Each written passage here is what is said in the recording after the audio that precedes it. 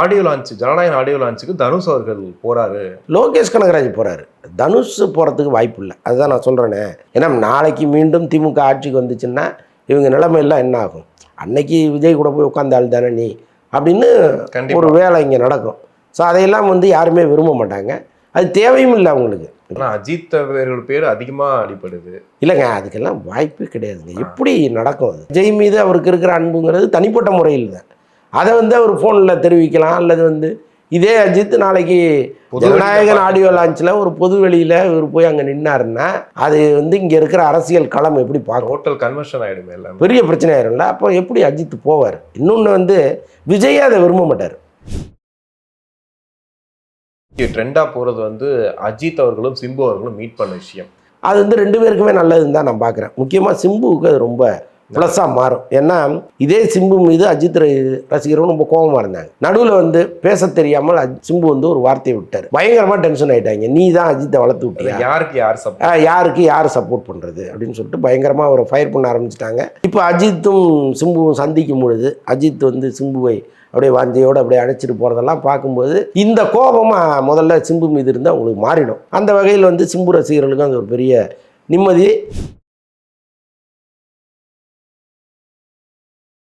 அங்கே போய் எடுத்த பிளானா இல்லை இது முன்னாடியே முடிவு பண்ணி தான் போயிருக்கு? இது சிம்பு அஜித் அங்கே இருக்காருங்கிறத அவர் தெரிஞ்சு தான் வந்திருப்பார். அப்போது கட்டாயமாக நாம் அவரை போய் மீட் பண்ணுங்கிற நோக்கத்தோடு தான் அவர் வந்திருப்பார். போய் பார்த்துருவோம். அது ஒரு பெரிய இப்போ சிம்புவை பொறுத்தளவுக்கு என்னென்னா ட்ரெண்டிங்கில் எப்போவுமே நம்ம இருக்கணும்னு நினைக்கிற ஒருத்தர். அவர் ஏதோ ஒரு வகையில் அவர் ட்ரெண்டிங்கில் இருப்பார்.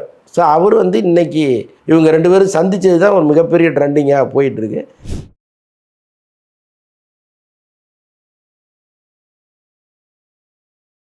உலகெங்கும் வாழும் தமிழ் நெஞ்சங்களுக்கு கிறிஸ்டியின் அன்பு வணக்கம். நம்மோடு சினிமா விமர்சகர் வலைப்பேச்சு அந்தரன் நினைஞ்சிருக்காரு. வணக்கம் சார். வணக்கம் Christie.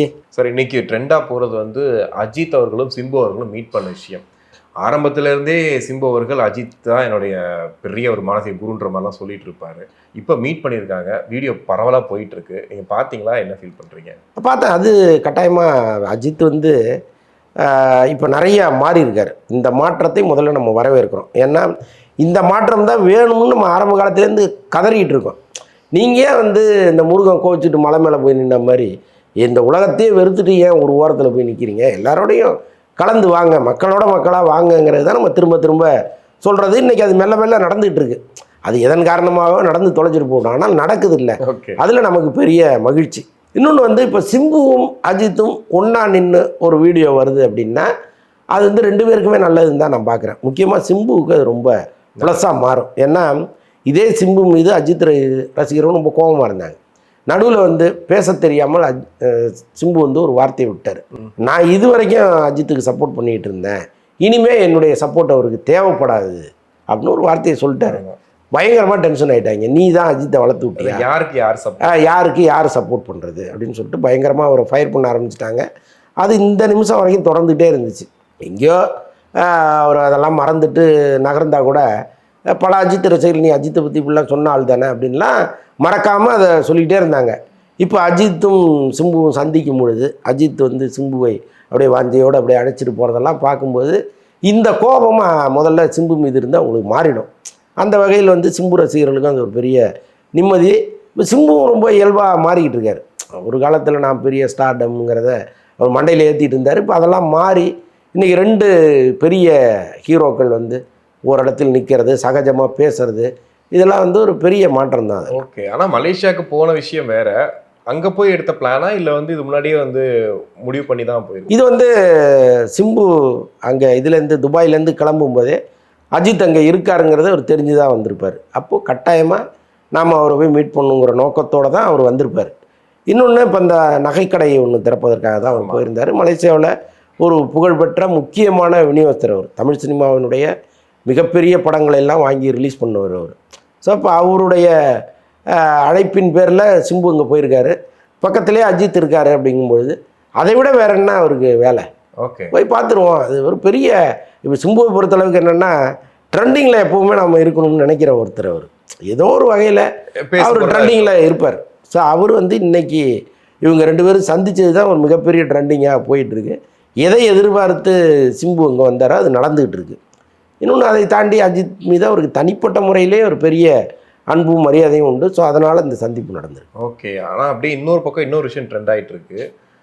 Audio launch, Jananayagan audio லான்ச்சுக்கு தனுஷ் அவர்கள் போறாரு அப்படிங்கிறது பேசு பொருளா இருக்கு. தனுஷ், லோகேஷ் ஒரு பெரிய லிஸ்டே அனுப்புறாங்க. அந்த மாதிரி பிளான் இருக்கா சார்? லோகேஷ் கனகராஜ் போறாரு, தனுஷ் போறதுக்கு வாய்ப்பு இல்லை. அதுதான் நான் சொல்றேனே. இப்போ இங்கே வந்து வருகிற தேர்தல் யாருக்கு என்ன கொடுக்க போகுதுன்னு தெரியல இந்த நிமிஷம் வரைக்கும். அது தெரியாத வரைக்கும் இவங்க யாரும் விஜய் பக்கத்திலே வரமாட்டாங்க.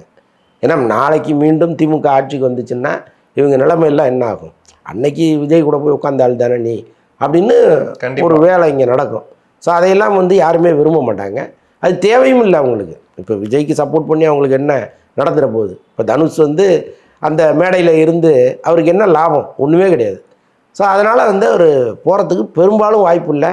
அந்த மேடையில் விஜய் தான் பிரதானமாக இருப்பார், வேறு யாரும் வருவதற்கு வாய்ப்பு இல்லை. ஆனால் அஜித் அவர்கள் பேர் அதிகமாக அடிப்படுது. இல்லைங்க, அதுக்கெல்லாம் வாய்ப்பே கிடையாதுங்க. எப்படி நடக்கும் அது? இப்போ அஜித்தை பொறுத்தளவுக்கு எந்த கான்ட்ரவர்சியும் இல்லாமல் சுதந்திரமாக வாழணும், ஹாப்பியாக வாழணும்னு நினைக்கிற ஒருத்தர். யார்கிட்டையும் நம்ம வந்து பிரச்சனை பண்ண வேணாம், யாரும் நம்மகிட்ட பிரச்சனை பண்ண வேணான்னு நினைக்கிற ஒருத்தர் அவர் போய் அந்த மேடையில் கலந்துக்கிட்டு திமுகவினுடைய கோபத்தை அவர் சம்பாதிச்சு அதை அவர் விரும்ப மாட்டார்ல. ஒரு பக்கம் வந்து இன்றைக்கி திமுகவினுடைய பல முக்கிய தலைவர்கள் அஜித்தை வந்து ப்ரைஸ் பண்ணி எல்லா இடங்கள்லையும் பேசிகிட்டு இருக்காங்க. அதை அவர் கெடுத்துக்க மாட்டார்ல. கண்டிப்பாக. இன்னொன்று, விஜய் மீது அவருக்கு இருக்கிற அன்புங்கிறது தனிப்பட்ட முறையில் தான். அதை வந்து அவர் ஃபோனில் தெரிவிக்கலாம், அல்லது வந்து இதே அஜித் நாளைக்கு விஜய் வீட்டுக்கு போய் அவரை குடும்பத்தோடு கூட சந்திக்கலாம், அல்லது விஜய் அஜித் வீட்டுக்கு போய் குடும்பத்தோடு சந்திக்கலாம். ஸோ இதெல்லாம் வந்து ஒரு சாதாரணமான விஷயம். அது வந்து யாருக்கண்ணையும் உறுத்தாது. ஆனால் ஜனநாயகன் ஆடியோ லான்ச்சில் ஒரு பொது வெளியில் இவர் போய் அங்கே நின்னாருன்னா அது வந்து இங்கே இருக்கிற அரசியல் களம் எப்படி பார்க்கும்? ஹோட்டல் கன்வர்ஷன் ஆகிடுமே, இல்லை பெரிய பிரச்சனை ஆயிரும்ல. அப்போ எப்படி அஜித் போவார்? இன்னொன்று வந்து விஜயே அதை விரும்ப மாட்டார். அஜித்தே வரேன்னா கூட இல்லைங்க நீங்கள் அங்கே இருங்க அப்படி தான் சொல்லுவார். ஏன்னா இப்போது ஹீரோக்களுடைய மனநிலைங்கிறது நம்ம சொல்ல வேண்டிய அவசியம் இல்லை. எல்லாருக்குமே, அது அஜித் ஆகட்டும், விஜய் ஆகட்டும், சிம்பு ஆகட்டும், தனுஷ் ஆகட்டும், அந்த மேடையில் நான் தான் ராஜா. எனக்கு ஈக்குவலாக இன்னொருத்தர் வந்தாருன்னா அந்த புகழ் ஸ்ப்ளிட் ஆகும். அது தேவையில்லாத வேலை. இன்னொன்று, இப்போ அங்கே அஜித்தே வராருன்னு வைங்க, யாரோ ஒருத்தர் அந்த கூட்டத்தில் அஜித்தை பிடிக்காத விஜய் ரசிகர் ஏதோ ஒன்று சொல்கிறாருன்னு வைங்க, அது எவ்வளோ பெரிய தர்ம சங்கடமான சூழ்நிலை. அதை வந்து எப்படி அஜித் அதுக்கு இடம் கொடுப்பாரு? ஸோ அதனால் அதெல்லாம் வந்து ஒரு கற்பனையாக இருக்கலாம். இன்றைக்கி ஏஐ வந்துருச்சு, அப்படி ஆசைப்படுறவங்க யாராவது ஏஐயில் அந்த ஸ்டில்லை ரெடி பண்ணி அவங்களே பார்த்துக்க வேண்டியது தான், வேறு வழியே இல்லை. சார், நிறைவாக வந்து ஏவிஎம் சரவணன் அவர்கள் அவங்க இறப்புக்கு வந்துட்டு மேக்சிமம் எல்லாரும் வந்துட்டாங்க. ஆனால் அவரால் அந்த நிறுவனத்தால் வளர்ந்த சில பேர் வரல.